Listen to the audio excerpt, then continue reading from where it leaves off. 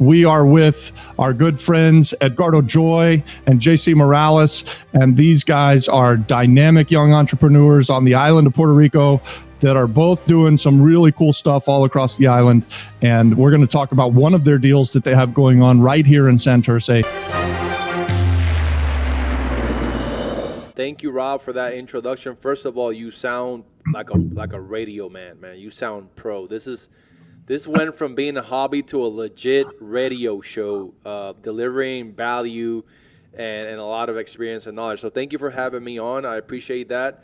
I am, like Rob mentioned, I'm a local here in Puerto Rico. Been in real estate for the last few months, and I got bit by the bug. I love it. I see myself doing this forever. Joy, how did you find this place? How did you come up with the vision? And how did you put the team together? If you would share a little bit about that. I think that's the beauty of real estate, which is it allows you to partner up and it allows you to leverage not only your money, but also leverage other people's experience, knowledge, failures, successes. And so when I started to look at this property, I would say 8 months ago, or probably even more, 9 months ago, I knew that it had potential, but it was something that when I did the math, sort of did not work for long-term rentals. And I'm used to doing long-term, right? I don't know the math for anything other than long-term, and now, commercial space, because I'm doing that. So anything other than that, I'm not sure on how to underwrite it. And I remember we went out to eat once. Juan Carlos and I went out to eat, and he was dropping me off. And when he was dropping me off, I'm telling Juan Carlos, like, hey, man, this property, I'm negotiating it, but it doesn't make a lot of sense for long term. And luckily, he was able to say, all right, that's not a problem. Let's try it this way. Let's try it as a hotel. Or short-term rental. And that's how the idea started, and we began to underwrite it like that. But I was able to leverage, which is a big portion of, if you guys are looking at this and you're thinking about joining real estate, you don't have to know everything. You just have to leverage and find someone who does know and who has the experience. So I was able to leverage the 10 plus years JC has in the industry to kind of get a sense of how to underwrite it and how to make sense as a short-term or as a hotel and not as a long-term rental. And that's kind of where the idea began. Once I knew that I kind of inherited his confidence from the way we underwrote it, and it made sense, I'm like, okay, great, let me go ahead and close this deal. But it's a property that I've negotiated for a good 8 months. 8 months ago, what was the asking price back then? Almost 500, 475, something like that. Okay, so I know the answer to this, but I love this part of the story, and I think it's important. Yeah. What'd you end up getting it for 8 months later? We got it for 210. 210. I remember, this is a funny story. That's pretty good. I remember I actually recorded this because at one point I'm talking to the broker, and the broker is requesting that I go to the property and take a look at it and go inside. And at this point, I've never been inside the property. All this negotiation has been from the outside, because my perspective is this is a brand new 100% rehab. Like, there's nothing for me to see. I'm already expecting the worst out of the worst. And the math, the underwriting was intentionally done like that. Like, it was going to be a complete rehab, value add, or really big value add. Mm-hmm. And so she kept insisting that I go visit the property. He's like, no, we're not going to accept your offer until you go visit the property. I have a recording of me saying to the broker, hey, if you force me to go visit the property, I'm going to take back my offer, and I'm going to offer you at least $40,000 less, because I'm going to find things that are even worse than what I thought, and I'm going to discount them from the price. So this is the price. You take it right now. If you make me go to it, I'm gonna offer you $170. Yeah, she got what you ask for, because you'll get it. You want me to show up and look at it? I'm going to show up and look at it, and the contractor in me is going to say, "Man, the electrical shot, the plumbing is shot. There's settlement problems." I mean, there's things that you're going to see when you go in it. How long had this building been sitting vacant? So really having no use to anybody. The property, there was one person living there, and then the rest was completely trashed because of water problems. So the roof was all messed up, and so the water kept going. And there was one person living there that was transitioning out. And the owners actually, when we purchased the property, the owners, yeah, by the time we purchased it, that person already had transitioned out. Yeah. And so it was sitting there for years. What I saw when I saw the property is, first of all, my entire portfolio has been built on $1 million water views properties, and for the last year and a half, my sister Christina has been telling me you have to look at Santurce, you have to look at Miramar, and I was like, well, that's outside of my buy box, like it's not my brand, it's not what I do, and she's like, I don't care, you have to go.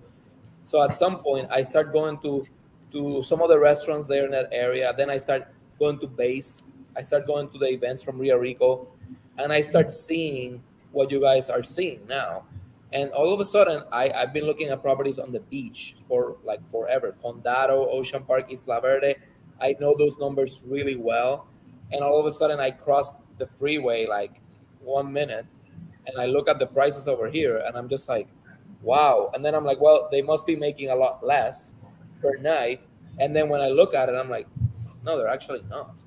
So then when I started applying my numbers into it, I'm like, wait a minute, because I started being in that area, and I started looking at more and more deals, and I started getting these metrics, right? Like we started looking at price per door, how much it costs to build. You know, we start like kind of having those dashboard type of numbers in our mind based on the area. All of a sudden, when he brings me the deal, and I'm like, $210,000, 9 apartments. That's like 20 something $1,000 per apartment. I'm like, dude, I don't even have to be that smart to know that. So I figured, let's buy it. One of the ways I came in is to say, let's just buy this thing as quickly as possible, because the price is too good, and we can't lose on this deal. Let's just move forward with it. And I think that once you have enough information on a deal, you need to move forward. You can't like dibble dabble too much, because then all of a sudden, like right now, we're looking into buying some properties around, and the prices are a lot more. You hit on a lot of stuff there, JC, but I like this part of it is that you're looking at the price per night's not really much less than the price per night on the coast, but your price per door is drastically less, right? Like, so the stuff that you may be buying that you're getting, slightly higher, maybe even double the nightly price, you're paying 3, 4, 5 times the door price, right? Is that an accurate statement? Well, it's very simple. Like right now in Isla Verde, as an example, you can't buy a studio for less than $200,000. Right. You may be able to get one, but by the time it's all said and done, you'll be all into it for $220, and that's one door, and you're $200,000 into it. You're gonna make $100 a night.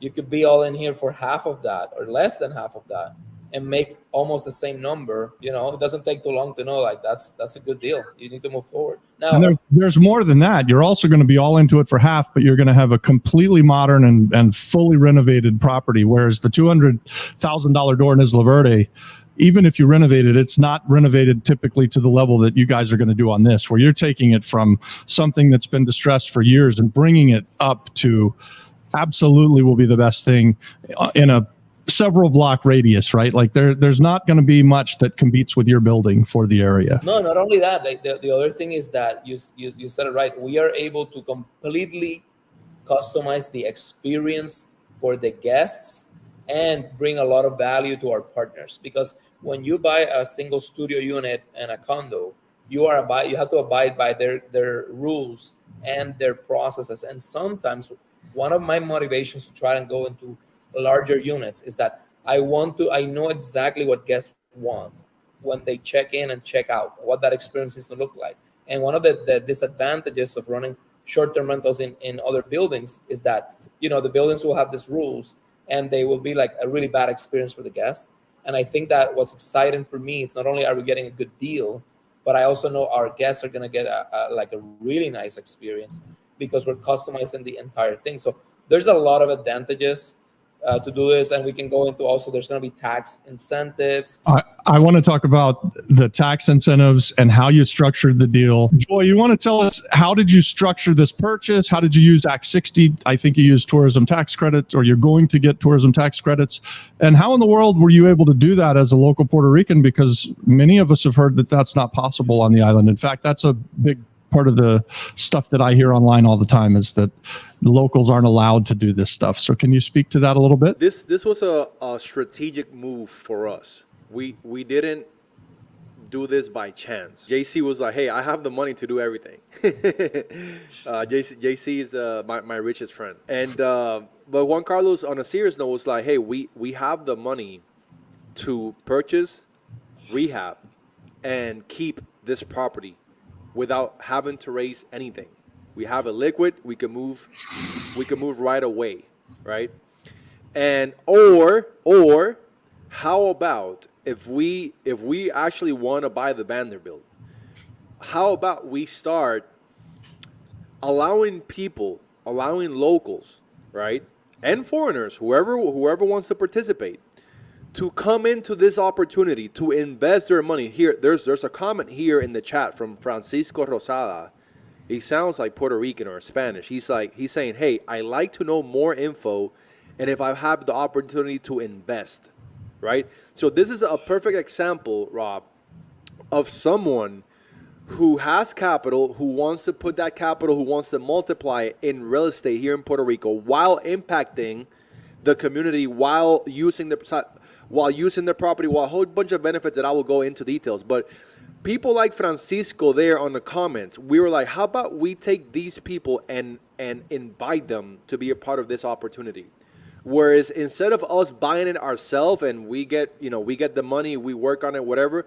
How about if we make way less money, but extend this opportunity to other people that can come in and reap the rewards with us, and so that we can establish a relationship with them moving forward. And as we get more properties, they go into more and more deals, and all of a sudden we have a really good backbone for access to private capital here on the island, and we're also doing good. So that was kind of our two main options, and we were like, you know what, let's do it. Let's not use our own money, because we have it. We can go right away. It's way easier. It's way cheaper. We can move faster.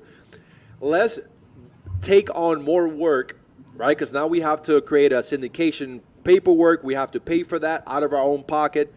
Let's raise the capital. Now we're on calls every day talking to investors. Remember, this is not a new thing in Puerto Rico. It's not common. It's not a thing that you were born. Your dad did not do this. Your mama did not do it. Your grandma sure as hell did not do it. So it's a new concept. Even if you're a business owner, even if you're a really successful business owner, a really successful professional, you are not familiar with this concept. Accountants, lawyers, they've never syndicated. They've never been a part of a syndication. It's a new thing here locally. So we had to take on that work and say, hey, you know what? Let's do it for the good of the future and to establish a relationship, and let's syndicate it. Let's create an opportunity for people to invest money and be part owners of this property with us, and reap the rewards from the cash flow, reap the rewards from the appreciation, from the depreciation, from all the tax. So I just want to lay that foundation there for JC to comment, but that's how it started. No, I was going to say that, I'm Puerto Rican 100%, Eduardo as well. So, by the way, I come from a very, no, I wouldn't say poor family, but lower middle class. And I've worked to accumulate a little bit of money. I'm not super rich or anything like that. I have happened to have access to capital because I have worked and I have done all the little things to get access to capital. Because what I have found out is that, people with capital means cash or money. It's not just that you married up. I thought you got your money from marrying really well. No. No, but you know what? You'd be surprised how much money have we raised from other people. I have actually raised more money from other people than from within my, me and my wife.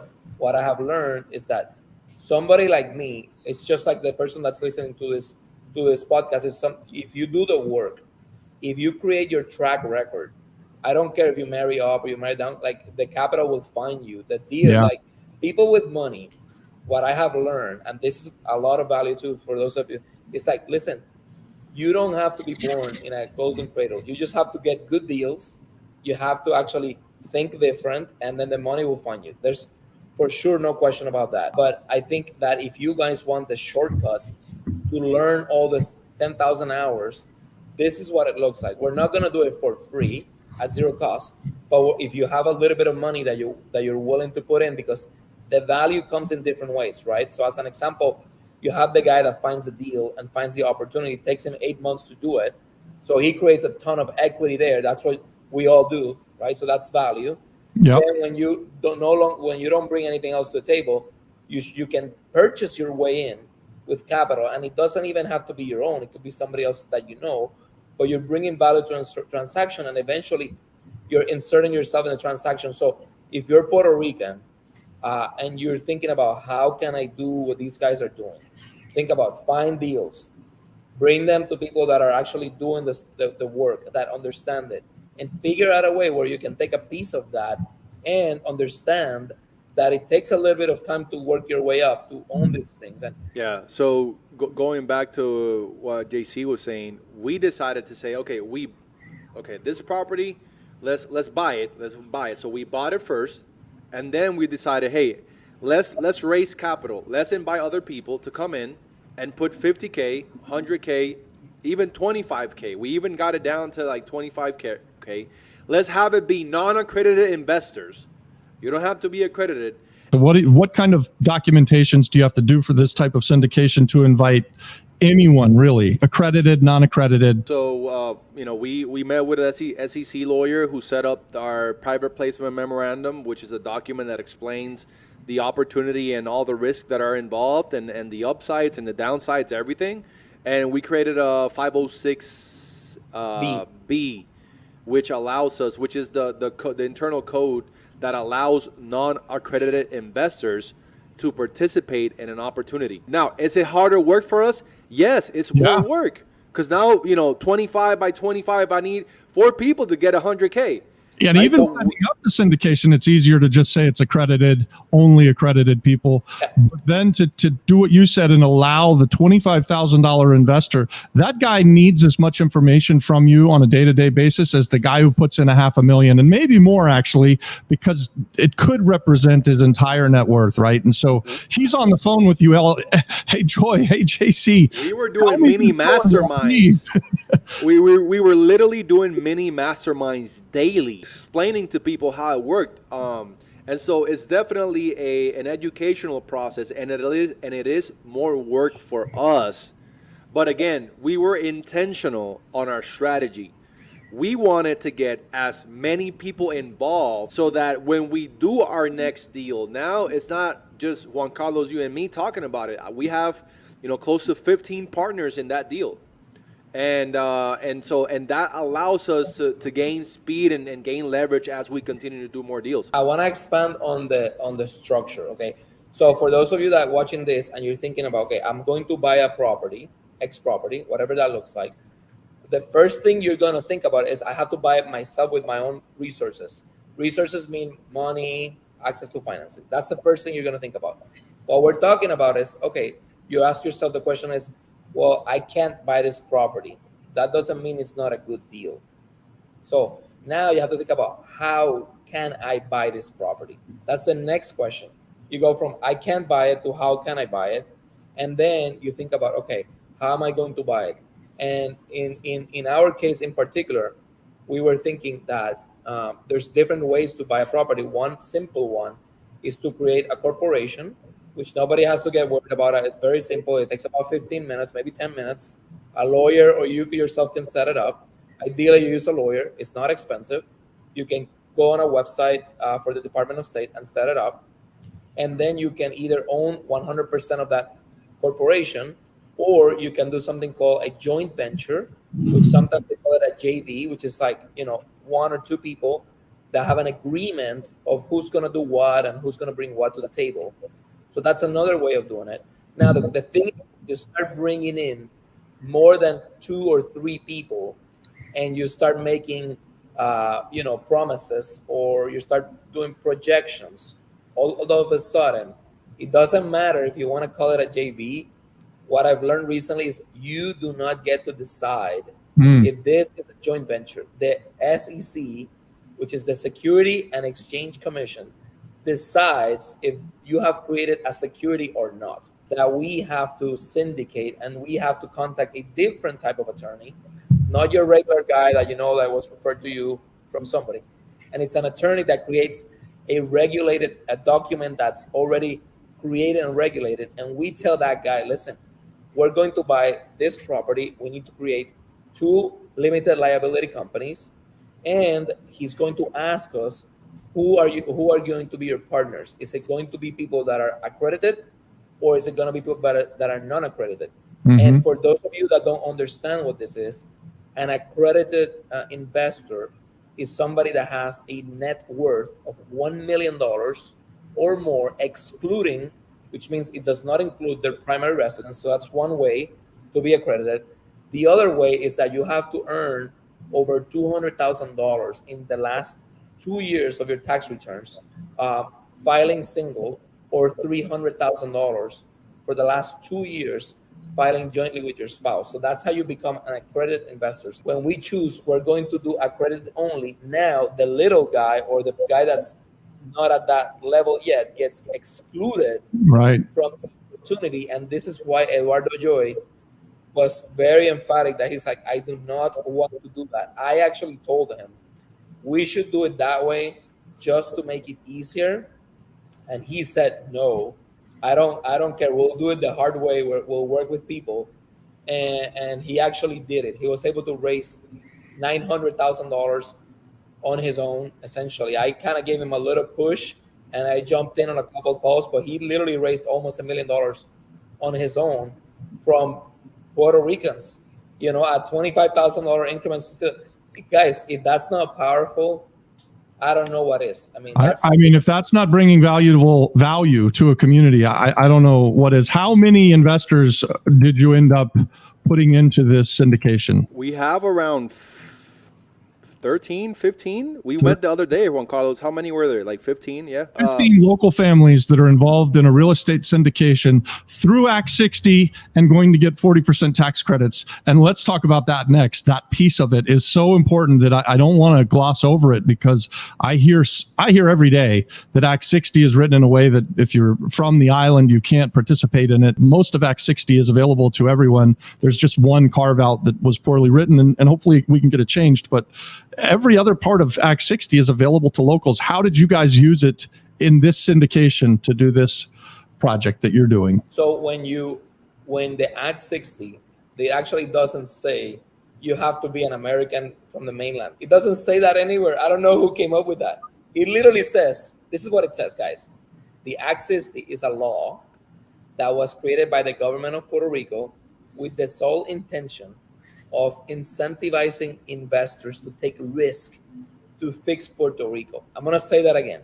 The government decided, what do we do with these buildings? We have to incentivize investors because they are the only ones that are crazy enough to take a leap, because we don't know how to do it. We're not going to do it. And we need the private sector to do it. Let's do something that's so attractive that it will get people to go out of their seat and take time off to figure this out. I'm going to break down the law really quickly in 3 things, 3 little buckets, right? The first one is that they have an upfront benefit, and that's called the tax credits. So as an example, if we were going to do a deal for $1 million, and I'm going to use a small number, but guys, these numbers, as the project gets larger, it just becomes like juicier and juicier. So as an example, they're probably going to be doing a Hard Rock in Old San Juan for $500 million investment. So whatever number I give you, just use the 500 million so you understand how big of a deal this is. So on the $1 million example, the government will say, hey, if you take a property that can be directed to a tourist-related activity, hotel, guest house, there's a bunch of little different things. Short-term rental does not apply, by the way. We can get into details on how you could still do that. 40% of that, so that out of the 1 million, the government is going to reduce your basis from 1 million to 600,000. So all of a sudden, now the deal already makes sense. So if they just did the tax credits, most people would say, I will move forward with it now, but they didn't just do that. They said that's one benefit. The second bucket of the benefits is that the corporation that owns the asset will only pay a 4% flat fee. So as an example, how does that compare to a regular corporation? A corporation start at like about 18.5%, and they can go up. So all of a sudden, if you make $100,000 in profit, you only pay $4,000 on that. They will also discount the property tax. Well, I think it's 75% of the property tax. Let's say the property tax bill was $20,000. You would only pay $5,000. So that gives more money in the pocket of the business. When we buy things for this property, we don't pay the sales tax. And Puerto Rico happens to have one of the highest sales tax. So we would save 11.5% on all the purchases. So as you can see, that is the second benefit. And those, I call it the ongoing benefits of having a tourist-related activity. And that lasts for 15 years. And it can actually be extended for an additional 10 years. So as if the first one wasn't enough, now when we add the second one, it's amazing. Now, if those two didn't like get you excited, you're crazy, first of all. But if you actually put that property inside an opportunity zone, and I'm gonna kick this back to Robbie, what happens next, Robbie? Well, so you guys have all heard me say that combining opportunity zone investing inside of Puerto Rico Act 60 tourism tax credit is just flat out the very best way to create generational wealth that exists. And I say that, period, hands down, better than 401k, better than self-directed IRA, better than doing a 1031 exchange. It's better than all of that stuff combined. And this is a once in a lifetime opportunity, and it's available to everybody stateside and to local mainland or island based Puerto Ricans as well. So that combination allows for all of the things that you said. Plus, at the end of a 10-year investment, when you liquidate anytime after at least 10 years, you pay zero capital gain. So you invest the $1 million that you talked about, you get your 40% tax credits back. Now you've got $600,000 invested into the hotel, and it becomes worth $10 million over 10 years, and you sell it and you have a $9.4 million gain that you pay zero tax on. JC just mentioned that I think we can't emphasize enough. Your syndication inside of an Act 60 tourism tax play, you're using local Puerto Ricans to raise the money, and they're going to pay 4% on the money that they make off of that investment. 4% across the board. I forgot. There's one more. Their corporation will pay 4%, but when we send distributions to the partners, that will be 100% exempt of taxes, guys. So they're subject to the 4%, and then that's it. They get the rest of the money paid out in distributions, and they don't have to pay tax on it. Anyone can come alongside you guys who are great operators, see your vision, and invest with you guys, and make a lot of money and not pay tax on it. I mean, that's brilliant. That's where I see the biggest benefit is you have people who are professionals, who are engineers, who are lawyers, who are whatever it is that they're doing, business owners, and they can focus on that, right? And keep pursuing that and keep adding value in that lane, but take all that excess capital and deploy it here to create wealth, to create that freedom, that financial freedom, because you're not paying taxes on it, guys. Like, it's appreciating. These properties go up immediately. You know, we bought this property for $210. In July, when we launch the property, it's going to be 1.3, 1.4 easily. Yeah. You sold a property for $2 million right in front of it. Yes, 2.8. We are forcing appreciation through value add. That's the number one rule, right? On top of that, we're taking advantage of 60 Act, right, which is the tourism play. And on top of that, we're taking advantage of the Opportunity Zone Fund, which is for when we get to sell it later on in 10 years for the no taxes on the capital gain. So it cannot get better than this, guys. And you as a passive investor don't have to do anything. You don't have to know about it. You don't have to be in the trenches. You just enjoy that quarterly check of distributions that, by the way, it's only 4% on the corporate tax and then 0% on dividends. Now, so this is specifically to your format. It's a zero tax to your partners, right? Yep. Correct. In this format, because we are creating a business that provides a tourism service, right? We are hosting people. We have a front desk that receives, that checks in, that checks out. We're providing breakfast in the morning. We're creating an experience that makes people want to come back. And so the government incentivizes us for doing that.